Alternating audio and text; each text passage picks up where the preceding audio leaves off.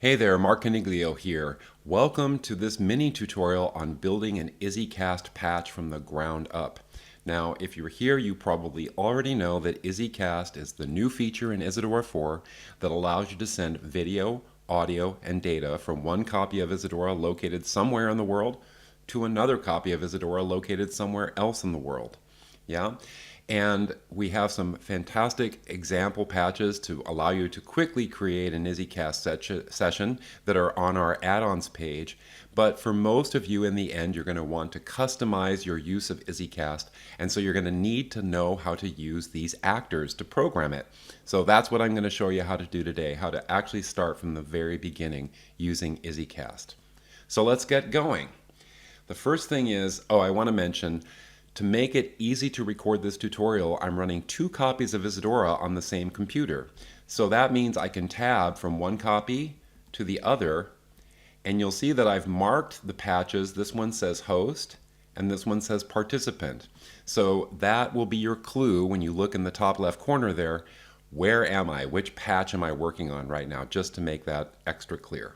All right, now we're actually ready to begin. So we're in the host. And what we need to do in the host is to create an IzzyCast session that others can join.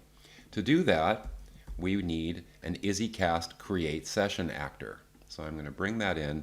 And the first thing to do to make it so you can see what's going on, I'm going to make these input value boxes bigger, and the same with the output. We just need to see a little bit more so we can read everything that's there. Before you begin anything with this actor, the first thing to check are these 3 inputs: the video input device, the audio input device, and the audio output device. So these are going to determine what camera, what microphone, and what speakers are going to be used for the video and audio of this session. The video output we'll get to in a second, right? So right now, these are all defaulted to the things I want to use already. That's fine, so I don't need to change them. If you do, just click on the item and pick the device that you want to use. Yeah? Okay. And you'll notice immediately there's a red output here. It says error. Account key must be in the form, ...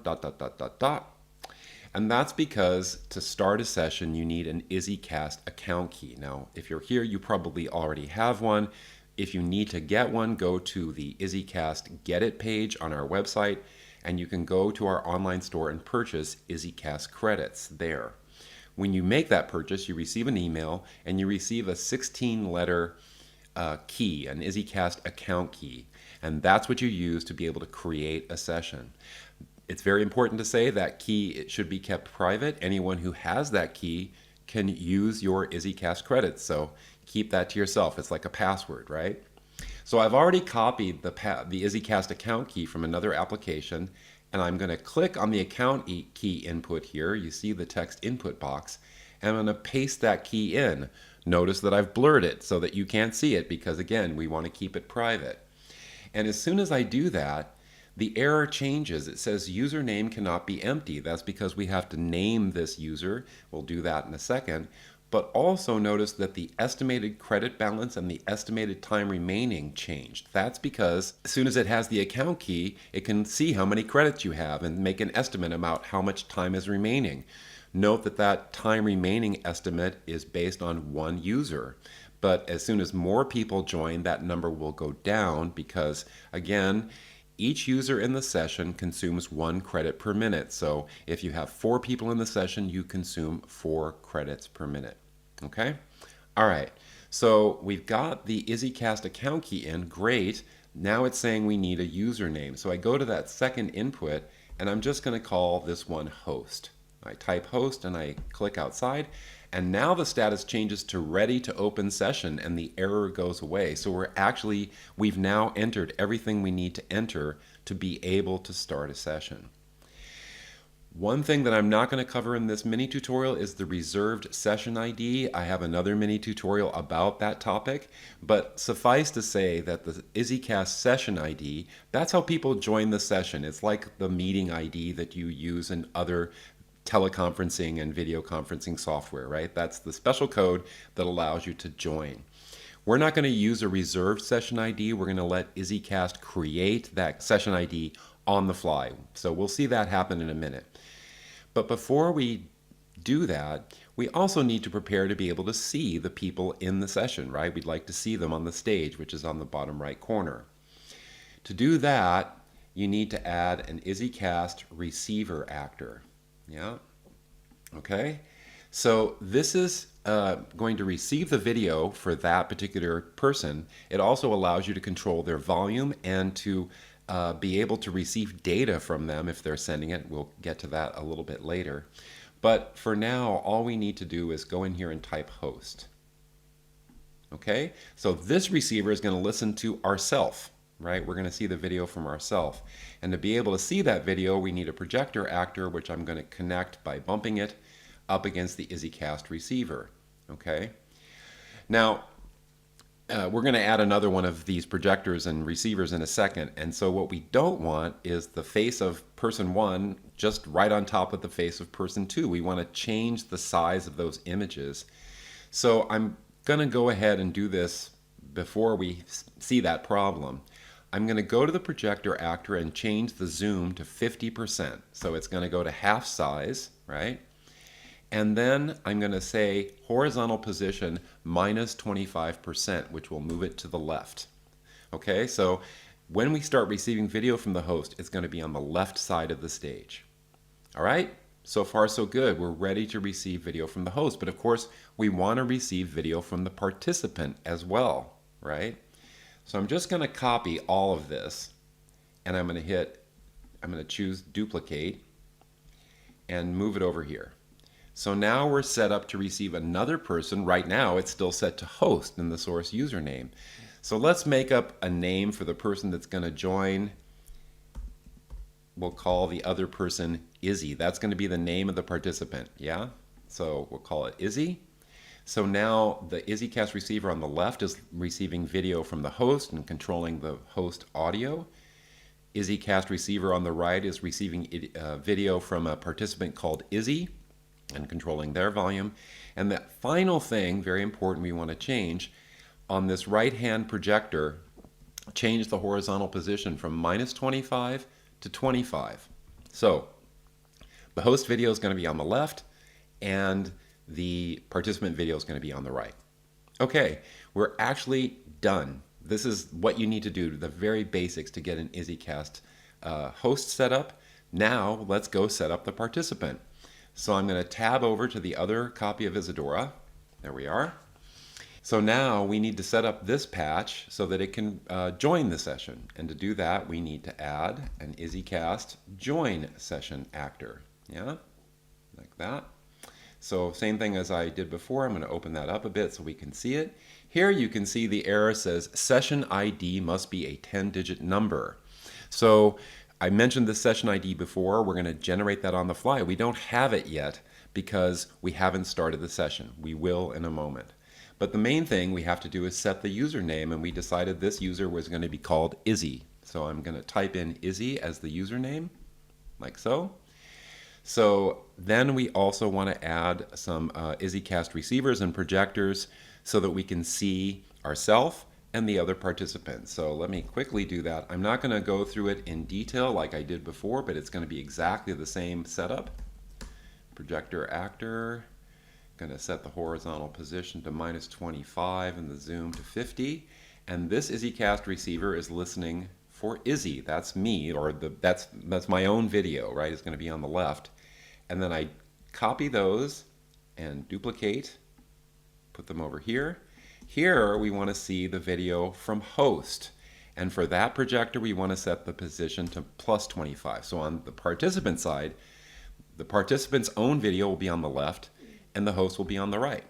Yeah, okay, cool.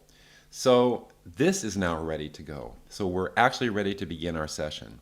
So I go back to the host. I'm back in the host patch now, and here is the session enable button. This is what allows you to start and end the session. So I'm going to go here, click on the dot, and I'm going to move that slider to the right, which is going to turn the session enable on. And you'll see it's opening the session, and well, there I am. Hi, I just appeared because I'm the host. This IzzyCast receiver on the left is receiving my own video. You see that the link between them is green, showing a signal is going through. One thing to notice, that the video and audio are not going to be in sync, and that's mainly because I'm using an external sound card and a nice microphone to make the audio of this tutorial sound good, so they're not going to be in sync, so just let that go. You'll see that when you're actually receiving video and audio from a participant or from the host, they will be in sync because you've, especially when you link those together with the camera that also has a microphone. All right. Enough about that. So we did it. We actually got the session started, but now we want to join with the participant, and to do that we need a session ID.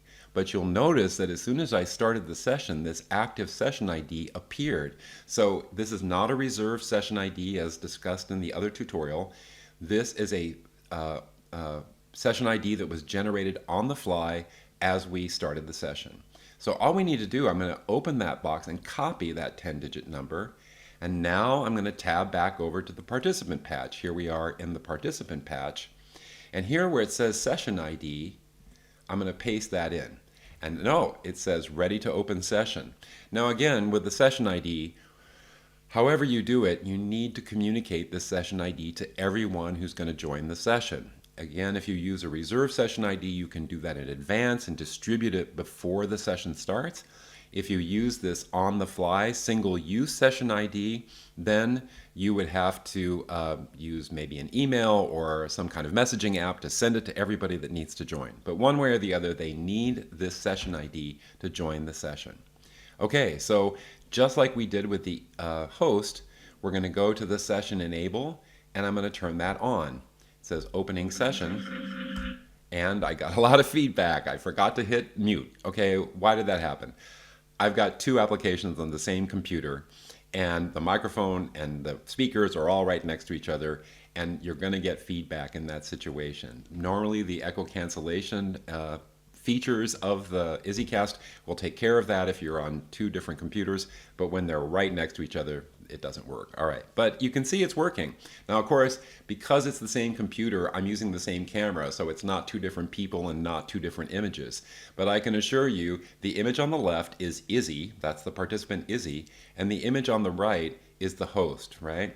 So we actually created our first session, and that's working, and it's amazing, right? It totally works. And that's the basics. That's what you need to do, the simplest things in terms of doing an IzzyCast session. But I want to show one other feature here, and that's the data part of it. That's one of the most exciting parts of IzzyCast, is that you can actually send data, right? So let's go back to the host. I'm going to tab back, and what I'm going to do is I'm going to add, maybe over here, an IzzyCast broadcaster. Now, we don't need this to broadcast video because we're already using the webcam. There is a way to actually send Isidora's video into this and to broadcast that instead of the video camera, but we're not going to get into that today. But I'm going to say that I want to have one data input, and a new input will appear that says value 1. And so this is going to broadcast whatever numbers are coming into this or whatever text and send it to everybody in the session. So just as an example, I'm going to get a wave generator, just making a sine wave, and I'm going to connect that to the value 1 input. So now that's changing. Yeah. So we've got this IzzyCast broadcaster, and there's these numbers, and it's going up and down and up and down, right? Okay, now I tab over to the participant patch, and here in the IzzyCast receiver, that's where we're going to receive that data. So I'm going to say that I want to have one data output, and notice that a new output appeared called value 1, right? Oh, actually I did that on the wrong one. I did it from Izzy, not from host. So actually I want to do this on host because that's who's sending the data.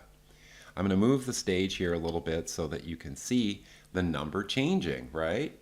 And just to make that super duper clear, I'm just going to quickly go over here to the control panel and add a slider, and I'm going to attach that slider to the value 1 output like so, and you can see that the wave generator that's coming in from the host is moving that slider. In fact, what we could do is we could take the value 1 output, go over here, and use that to control the intensity of my video, for example, right? So that's just a very simple example. You can add many more data inputs and data outputs, and you can send numbers and you can send text from anyone in the session to anyone else in the session.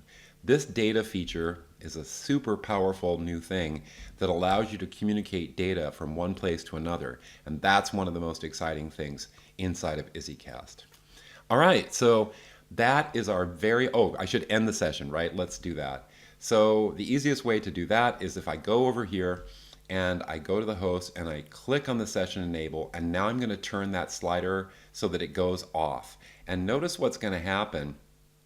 It's going to immediately end the session, not just for me, but for the participant too. In fact, of course, when the session ends, the participant can't be in it anymore, and so the session is ended, right?